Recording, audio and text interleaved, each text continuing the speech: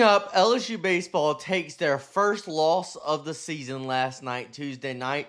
The Tigers moved to 8-1 on the season with a loss to the McNeese State Cowboys Tuesday night at home in Alex Box Stadium. McNeese won by a final score of 7-6. It is unfortunate, but we'll go through the recap. We'll break it down. We'll go through our takeaways. I don't think there's any real need to panic, folks. I think everything's going to be fine. You're still the defending national champions, and you've still got the best college baseball coach in the country, but we'll break it down and so much more on a brand new edition of the Babin on the Bayou show. I'm your host, as always, Justin Babin Jr. It is another hump day edition of the Babin on the Bayou show, Wednesday, February 25th, 2026. Thank you, folks, as always, for tuning in to the show. Remember, daily we are proudly sponsored and brought to you by our friends over at Shield Heating and Cooling, the best AC company in the business today. And remember that number, 225-46-BAYOU, 225-46-BAYOU, B-A-Y-O-U. If you call the best AC team in the business over at Shield Heating and Cooling today at that number and you tell them you heard about them from the show, from the Babin on the Bayou show, we're giving away free AC system cleaning checks, completely free to you for every AC system in your home. Free AC system cleaning checks for every system in your home if you call the wonderful team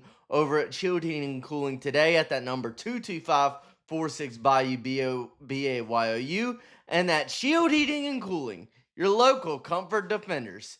And we greatly appreciate them for being the daily title sponsors of the Babin on the Bayou show. Okay, let's get into this. So, yeah, unfortunate, right? It is unfortunate, but LSU drops their takes their first L of the season last night, Tuesday night, loses to the McNeese State Cowboys in Alex Box Stadium by a final score of 7-6. LSU moves to 8-1 on the season. And look, as we get into the breakdown of this game is defined by the free passes and the lack of command, especially early from this LSU pitching staff. I mean, when you look at the game, really, you kind of gave them the game. The execution, especially from a pitching staff command standpoint, was not good, especially early. Total in the game, LSU issued 6 walks to the McNeese State lineup, and they also hit 5 McNeese batters as well for a total of 11 free passes given to the McNeese State offense. 8 of those 11 came in the first 4 innings of the game alone. So when you look at it, that is really what defines this game. That's how you gave the game away. You issued 11 free passes between the 5 hit batters and the 6 walks combined from this LSU pitching staff. That is really what you struggle with. Freshman Marcos Paz got the start on the mound for you last night against McNeese, and originally Marcos Paz was good. He set down the side, retired the side in order in the first inning, along with 1 strikeout in the first, and he looked pretty good in the first inning, and then he also struck out the leadoff batter to start the second inning. So he started out the game really, really well, did freshman Marcos Paz, but halfway through the second inning, he lost it. He lost his command entirely.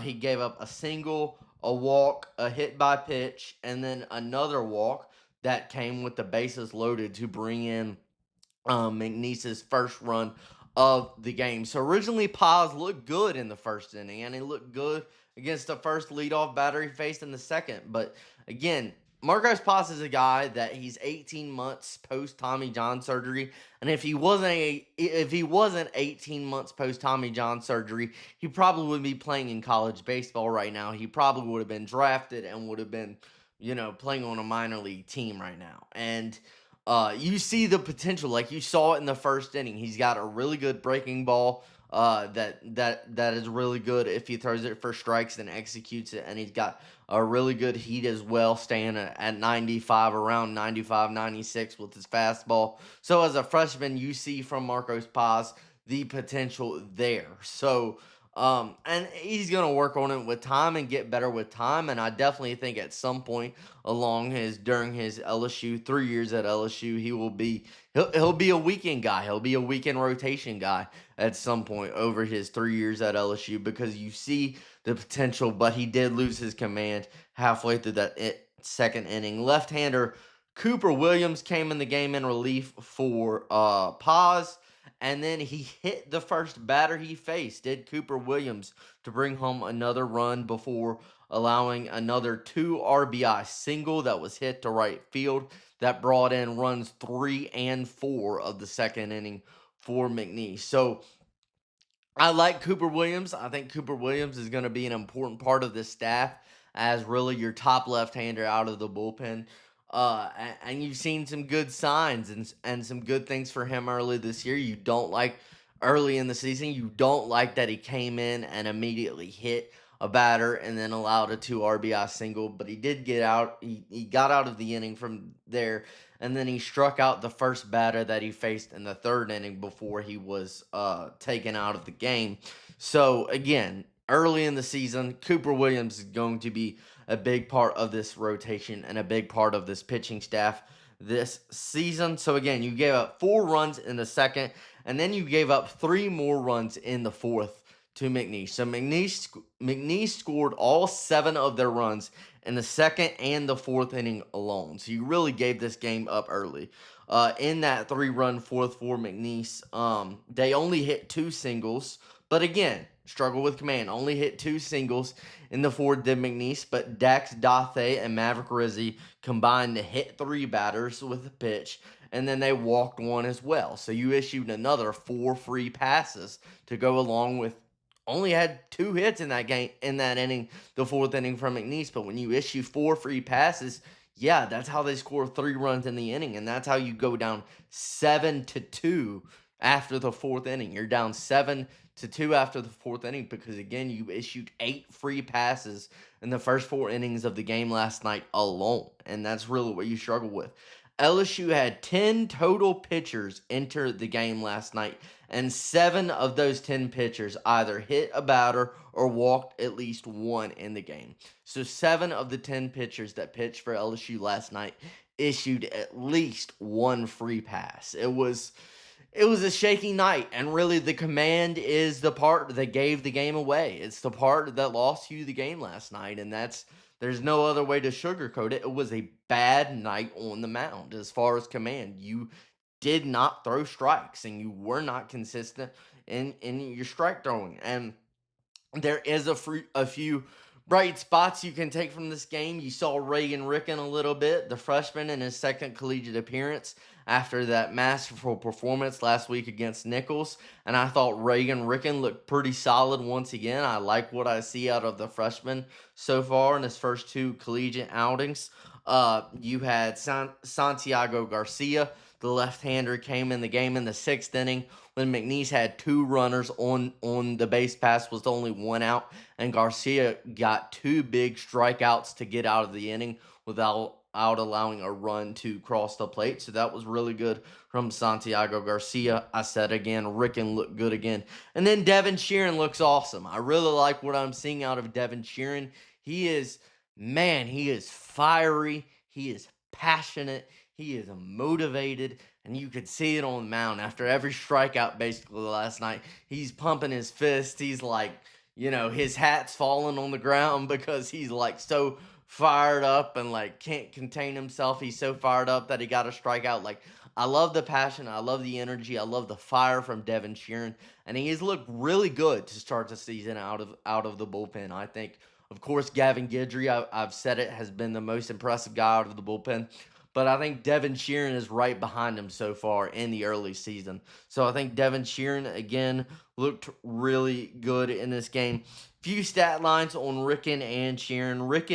Reagan Ricken pitched 1 1/3 innings of scoreless baseball, only gave up 2 hits and a walk with 4 strikeouts. And then Sheeran went 1 2/3 innings of scoreless, hitless baseball as well, with 2 strikeouts for Devin Sheeran. We mentioned Garcia getting those big 2 strikeouts in the 6th inning as well. Jaden Newt came in and retired the side in order in the 9th inning. So he struggled in his first appearance of the season last Monday against Kent State. But Jaden Newt, I thought, coming in to the 9th, looked really good. He retired the side in order in the 9th on only 9 pitches, including a strikeout on a really filthy splitter that Jade Newt threw in that ninth inning to record his one strikeout in the ninth. So I thought Jade Newt had a much better performance in one inning of action last night. Offensively, when you look at it again, the free passes in this game killed you. You out-hit McNeese 8-7. Like, you out-hit this team, but you still lost the game because of all the free passes you issued. The game started out well, though. I mean, Zach York hit a 2-run bomb in the first inning for his fourth home run of the early season through only 9 games. So you started out up 2-0 on that Zach York home run.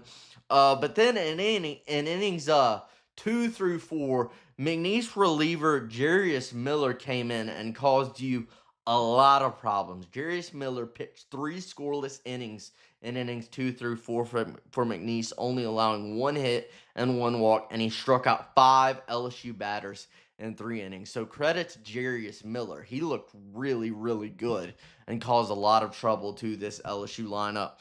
LSU tried to rally late in the game. As I said before, they were down 7-2 after the 4th inning, but they put up 2 runs in the 5th and 1 run in both the 6th and the 8th. McNeese's pitching staff issued their fair share of free passes to the LSU offense as well. McNeese pitching issued a total of 9 free passes to the LSU offense in the game, so both pitching staffs really struggled with command last night. Look, I thought the LSU offense had real opportunities for the big inning to bust out and take the lead. But when you look at the numbers, the offense was just 3 for 17 with runners on base and just 2 for 12 with runners in scoring position. So as an offense last night, you out-hit them, but really what hurt you is you didn't manage to capitalize on the opportunities for the big inning. Again, only hit 2 for 12 with runners in scoring position. John Pearson hit a solo bomb in the 8th for his 2nd homer of the season after he hit a homer to walk the game off last Wednesday in the 8-inning run rule of Nichols. So Pearson hit a solo bomb for his 2nd homer of the season in the 8th. And with 2 on and 1 out in a 1-run game in the bottom of the 9th, Omar Cerna Jr. struck out, and then Seth Dardar. Man, when Seth Dardar hit this ball originally, I thought it was gone. I thought he walked it off. He hit it to left field, and I thought it might have been gone, but it was caught at the warning track. Seth Dardar's ball just a few feet from going over the wall and giving LSU the win. And once McNeese caught that, they won the game and ended up taking the game 7-6. Again, last night, the big thing, you out-hit McNeese. They only had 7 hits on the game. You out-hit them 8-7. You issued 11 free passes. 7 of the 10 pitchers that came in and pitched for LSU last night issued free passes. That's what cost you the game. And it's that simple. The lack of command from your pitching staff cost you the game last night. That is what happened. Look, you played 8 games in 10 days to start the season.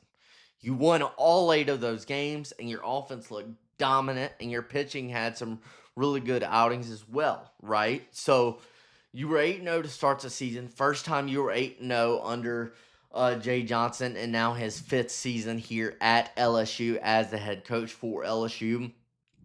I mean, last year, early in the season, you lost to the University of Omaha. Last year, don't forget also, I believe it was like halfway through conference play, you played a midweek game last season, halfway through conference play against Northwestern State, and got run-ruled in 7 innings, 13-3, by Northwestern State last season, and you went on to win the national championship. So this happens. Like, I know it's unfortunate and it's not fun. I didn't expect to come in here and talk about LSU losing to McNeese on a Wednesday edition of the Babin on the Bayou show, but hey, it happens. LSU lost midweek games last year. It's okay. Like it's okay. They're gonna be okay. I mean, when you look at it around the country, again, Kent State, we talked about it yesterday in our Around the Diamond in the SEC segment. Kent State beat number 20 Tennessee 2 out of 3 this weekend in Knoxville. Number 6 Arkansas, the Razorbacks lost 12-4 to Arkansas State yesterday. And the number one team in the country in UCLA also lost yesterday to San Diego State. So this is baseball. Like, I know it's annoying and we don't like it, and we don't like losing midweek games, especially to in-state schools, and it shouldn't happen, but it's baseball and it does. And it did to you last year against Northwestern State, and it was much worse off. You got run ruled last year in a midweek game against Northwestern State. And I mean, Jay Johnson talked about it after the game last night. You were trying to fight back. I mean, you were down 7-2 going into the fifth inning, and you fought back to only lose by 1 run. So it's not like the team didn't try to fight and they didn't try to get back into it. So I don't think there's much of a reason to panic. Yes, you never want to lose to an in-state school like McNeese. No, you don't want that to happen. But you had a bad night as far as command. You issued 11 free passes. And when you issue 11 free passes, you shouldn't win the game. You shouldn't win the game when your command is as bad as it was on the mound last night. And again, it's baseball. You're going to be fine. The number one team in the country lost yesterday. The number 6 team in the country lost yesterday. The number 20 team in the country lost a 2 out of 3 game series at home over the weekend. So, I mean, number 4, Georgia Tech lost to Georgia State yesterday. So there were plenty of top 10, top 25 teams that lost midweek games yesterday. It happens. Like, it happens, and it's unfortunate, but this is baseball. We've seen it before. We've seen it in past seasons. LSU is going to be fine. They still started 8-0 for the first time under Jay Johnson, and they're going to be fine. Their next game, they have 4 games over the weekend at home in Alex Box Stadium. Another weird Friday, Saturday, Sunday, Monday weekend. They play Dartmouth Friday and Sunday, and they play Northeastern Sunday and Monday. So another 4-game stretch over this next weekend. I believe that's at 6:30. I know it's a night game against Dartmouth on Friday night, but look, you're gonna be fine. It's okay. But again, when you issue 11 free passes, you shouldn't win the game, and that's the end of the story. On the injury front, I hope this isn't a big deal. But Cade Beatty, the starting catcher for LSU, did leave the game in the 4th inning last night, for LSU. In the top of the 4th inning, a ball was fouled off of Aaron Beatty's foot while he was playing catcher, and it obviously caused him some discomfort, and he didn't feel good, and he was taken out of the game. Aaron Beatty's had a really good start to the season. He's batting .355 with 3 homers, 9 RBIs, and 6 total extra base hits to begin the season. So hopefully he's going to be okay.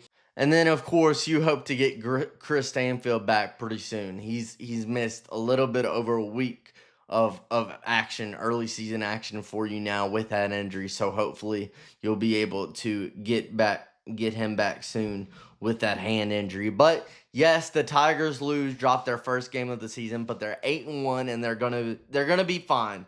They're gonna be okay, folks. And their next game is Friday night game in Alex Box Stadium against Dartmouth.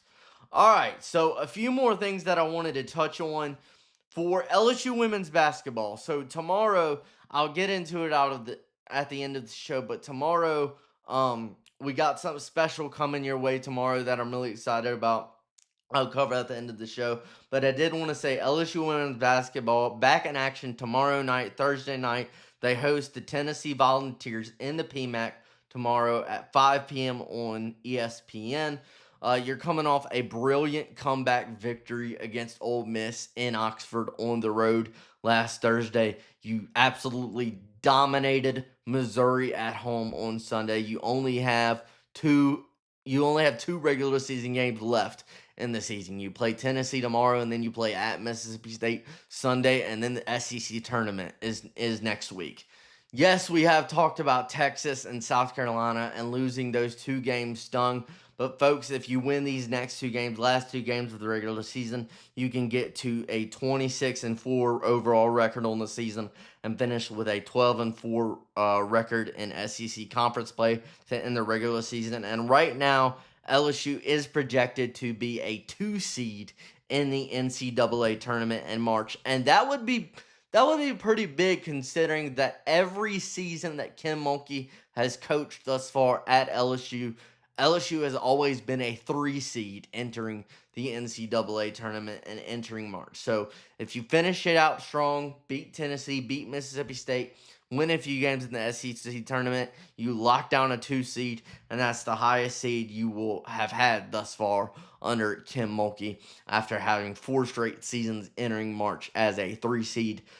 Little bit of news on the LSU men's basketball front. I don't like talking about men's basketball right now because of how bad they are, but there was a little bit of a recruiting news in 22-year-old guard from Australia and Owen Foxwell from the National Basketball League in Australia has committed to come to Baton Rouge and play for LSU and Matt McMahon next season. Foxwell averaged 11.1 points, 4.5 assists, and 3 rebounds on 41% shooting this past season in Australia's top basketball league, the National Basketball League.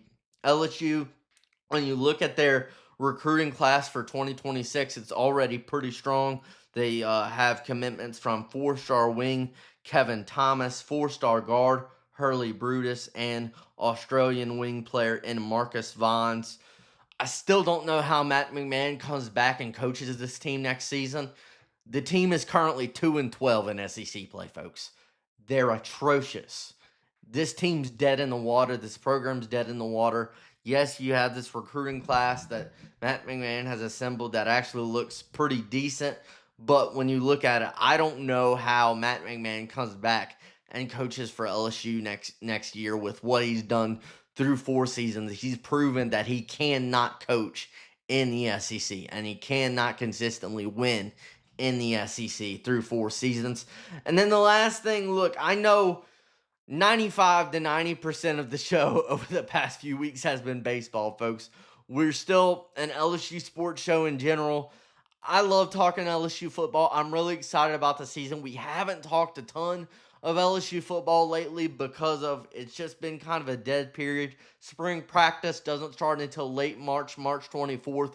When that happens, we'll definitely be covering and going over a lot of what's happening in spring practice. Obviously, I, like most of you, am very excited about the upcoming LSU football season.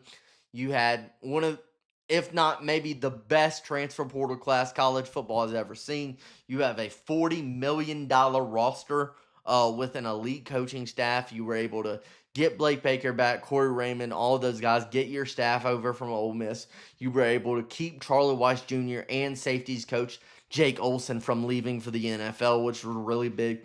You have just consistently in this offseason win and win and win and win. And I'm excited to see this team in spring practice and see what they do.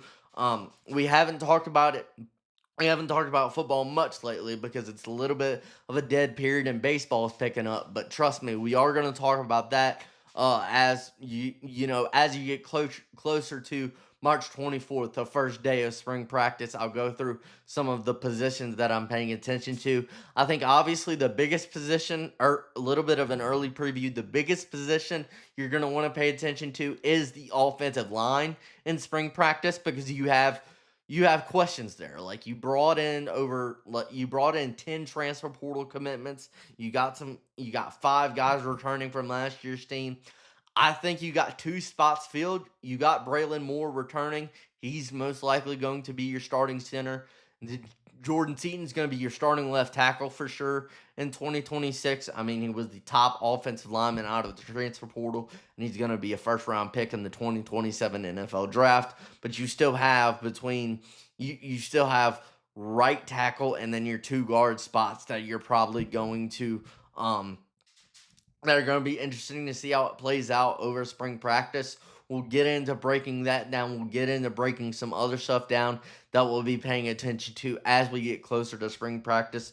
But I did want to quickly touch on football and say it's a little bit of a dead period right now. But once we get into spring practice, we'll definitely get on that. But tomorrow, I did want to say this. Tomorrow, the show is going to be really a little bit different, and I'm really, really excited about this. I'll tell you about who's coming on the show tomorrow, but we are doing our first live edition of the Babin on the Bayou show tomorrow night and we will have our first guest of the Babin on the Bayou show tomorrow night.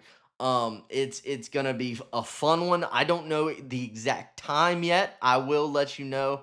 Follow me on Facebook or X or Twitter or whatever. I will let you know as soon as I figure out what time we're gonna go live. We plan to, at least I know we're going live on YouTube and on Twitter, and we may go live on Facebook as well. We're gonna talk specifically LSU baseball content for about 30 minutes to an hour with my buddy. And yeah, I'm super excited. The guy I'm bringing on, super knowledgeable. I can't wait for you to meet him. He's super knowledgeable and is very passionate about LSU baseball. A good buddy of mine, and I hope throughout the season to bring more guests on, because we're a little bit over a month into the Babin on the Bayou show now, and I enjoy doing the show and talking to you guys every day. But I would love to interact with more people and bring more guests on. So again, tomorrow, don't know the time yet, but it will be the first. We'll have the first ever guest of the Babin on the Bayou show, and we'll have the first ever live stream of the Babin on the Bayou show as well. We'll talk specifically about some takeaways. You'll get to hear some other takes from people and their opinions for what's been happening in the first 2 weeks of the Babin on the Bayou show. And yeah, I'm really excited about tomorrow. My buddy Paul coming on the show, and he's very knowledgeable and he knows a ton about LSU baseball. And I'll let you know when the time is, and make sure you're in the comments tomorrow during our live show. We'd love to be able to interact with you guys, and we'd love to see your comments and get your takes on the first 2 weeks of LSU baseball. But that, I'm really excited about that. Wanted to let you know about that. But that is all I have for this Hump Day edition, this Wednesday, February 25th, 2026 edition of the Babin on the Bayou show. I thank you folks as always for tuning in to the show. Remember to like the video, share the video, subscribe to the YouTube channel if you're not already subscribed. Tell your friend if they love LSU sports to tune in to the show. Tell them about the show. Thank you folks as always for tuning in. I hope you continue to have a great day and a great week, you and your family. And remember, as always, God bless, go Tigers, and have a great one.